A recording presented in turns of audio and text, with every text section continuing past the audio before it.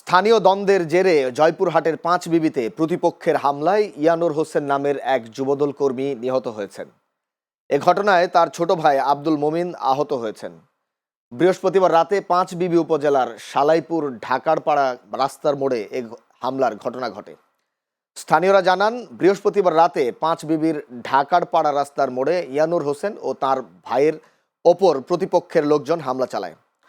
ধারালো অস্ত্র দিয়ে এলোপাতাড়ি কুপিয়ে হামলাকারীরা পালিয়ে যায়। এতে ঘটনাস্থলে ইয়ানুর হোসেন নিহত হন এবং তার ভাই আব্দুল মোমিন গুরুতর আহত হন। পাঁচবিবি থানার ভারপ্রাপ্ত কর্মকর্তা হাফিজ মোহাম্মদ রায়হান জানান, প্রতিপক্ষের ধারালো অস্ত্রের আঘাতে ইয়ানুর হোসেনের মৃত্যু হয়েছে। নিহতের মরদেহ হাসপাতাল মর্গে পাঠানো হয়েছে। তবে নিহতের পরিবারের পক্ষ থেকে এখনও কোনো লিখিত অভিযোগ পাওয়া যায়নি।